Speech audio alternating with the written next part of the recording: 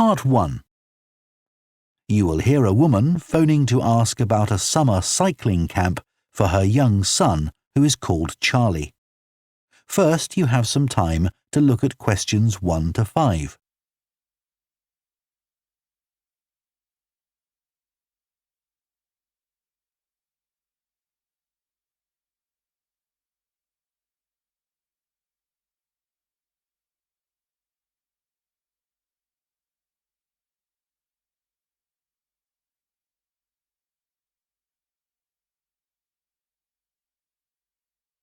Now listen carefully and answer questions 1 to 5. Hello, Junior Cycle Camp. Jake speaking. Hi, I'm calling for some information about the cycle camp. I'm thinking of sending my son. Great. Well, it's held every weekday morning over the summer vacation, and we focus on basic cycling skills and safety. We have 8 levels for children from 3 years upwards. How old's your son? Charlie? He's 7. He can ride a bike, but he needs a little more training before he's safe to go on the road. He'd probably be best in level 5. They start off practicing on the site here, and we aim to get them riding on the road. But first, they're taken to ride in the park, away from the traffic. Right. And can you tell me a bit about the instructors? Well, all our staff wear different colored shirts. So we have 3 supervisors, and they have red shirts. They support the instructors, and they also stand in for me if I'm not around. Then the instructors themselves are in blue shirts, and one of these is responsible for each class. Okay. In order to be accepted, all our instructors have to submit a reference from someone who's seen them work with children. Like if they've worked as a babysitter, for example. Then they have to complete our training course, including how to do lesson plans and generally care for the well-being of the kids in their class. They do a great job, I have to say. Right. And tell me a bit about the classes. What size will Charlie's class be? We have a limit of 8 children in each class, so their instructor really gets to know them well. They're out riding most of the time, but they have quiet times too, where their instructor might tell them a story that's got something to do with cycling, or get them to play a game together. It's a lot of fun. It must be. Now, what happens if there's rain? Do the classes still run? Oh, yes. We don't let that put us off.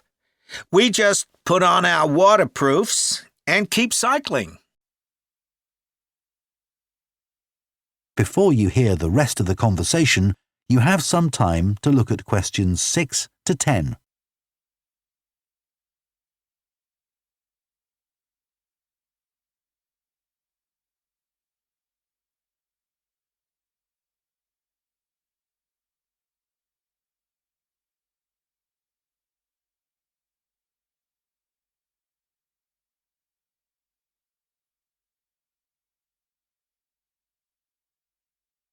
Now listen and answer questions 6 to 10.